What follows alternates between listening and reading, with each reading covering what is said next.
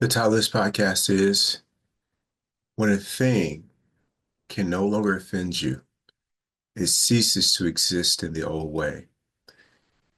This is a quote from a book that Michael Singer, who I listen to quite often, shared in several of his podcast videos. And it resonates with me because it's so true to me. When I create a different relationship with things that have bothered or troubled me in the past, and I create one in which the relationship is now one of me acknowledging and letting go of my narrative about that situation. So I'll give you an example. For a long time, I grew up with a narrative about my stepfather who struggled with alcoholism, and which contributed to growing up in a very abusive home. Loving mom, incredible mother. My stepfather struggled. And so there was physical and verbal abuse that my mom, my brother, and I were at the receiving end of. And for many years, how do I say it? I hated my stepfather. I hated him. And the animosity toward him just seemed to grow and grow and grow, and it would not go away. While others saw some redeeming qualities in him, I saw none. And it got to the point that I would become upset with people that would even mention to me things about him that were likable. You know, his sense of humor, or when he would do something for other people, you know, how that was generous on his part. I would give him credit for nothing. And so I had a very strong opinion about him. And it also shaped how I related to people that I thought were similar to him. And comparing me to him in any way, I felt was a slight and an injustice. So I just want to give you a little bit of the breadth of how I felt about my stepfather based on a narrative that I created about him. I wanted to be the exact opposite of him.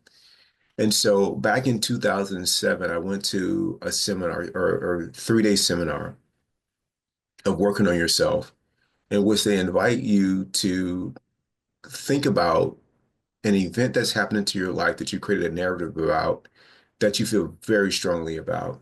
And they said that oftentimes it's with the people that have played a significant role in your life. And so it was easy for me to identify who this was. I went straight to my stepfather. For other people, it may be something else. It may not be, you know, a parent. It could be a sibling, a friend. It could be a spouse or a former spouse or significant other. It's different for everyone else. And some people may not have anyone at all, but I certainly was able to pinpoint my person very quickly. And in doing so, the next step is to, you know, do a couple of exercises that lead you to uh, hopefully letting go of that. And so I went through all the exercises, which included an apology to my stepfather. And this apology to my stepfather was one in which I didn't excuse what he did. I excuse, you know, I acknowledge and own what I did. And one of the things that I did is that I didn't give him a chance to at any point to reinvent himself for me. Even though he asked and tried, you know, after, you know, I moved on as an adult to give him another chance or to try to apologize. Additionally, what I owned was the way that I described him to other people as being a person who was unkind, who was cruel. I mean, you go down the list. This is how I describe to other people. So I just really started to own, you know, those things about my own behavior, which, you know, perhaps, you know, some people don't do. And I would not have done had it not been for this course. At the end of the course, this exercise, they invite you to call the person and read the apology. And they warn you that the other person may try to apologize, you know, if they feel a sense of ownership themselves, or if they tried to apologize in the past. And for you to, just let them know that this is not what this phone call is about. What the phone call is about is me apologizing for my behavior. And again, that's not excusing what someone else does. And so, in doing this exercise, what I found that this narrative that I had about my stepfather was changing. And I noticed a change. Like I didn't feel as strongly as I did before. My distaste for him was dissolving.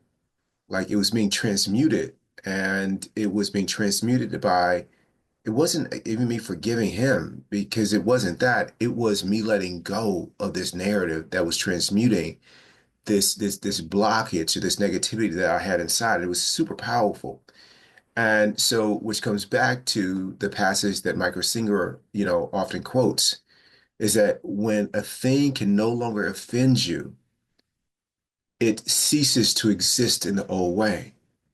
And so, by me doing this, I reinvented who my stepfather was.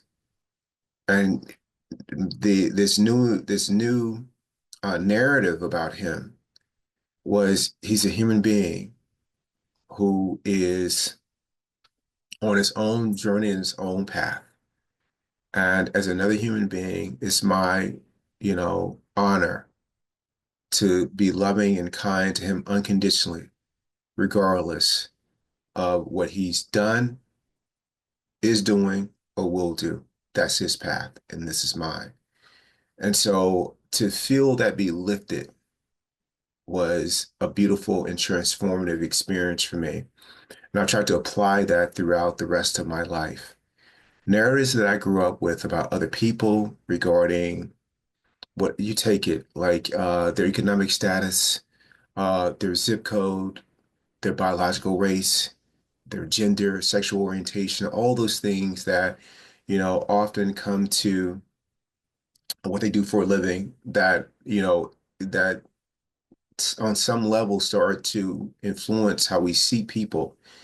We don't see them, we see our narrative of who they are, but that's not them, but that's who we see. And by doing that, it's allowed me to really be close to a lot of people that otherwise I wouldn't be because of my own limitations. So I invite you to consider what are the things that you created a story about that you were uh, so sure about, so right about. What if you gave those up?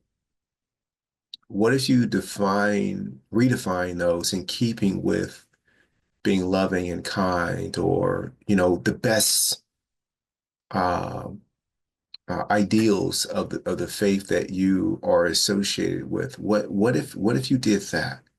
And what you'll find is that thing, that person, that group of people no longer offends you because you've changed. And what you'll find is how easy it is to be loving and open-hearted to everybody and serve the moment that's in front of you. So I invite you to consider this. When a thing can no longer offend you, it ceases to exist in an old way. Man, if you do that in the workplace, in your home, man, you're talking about going to work, coming home light, and just serving. Man, how wonderful would that be? Then a peace inside. Man, hope you work on this.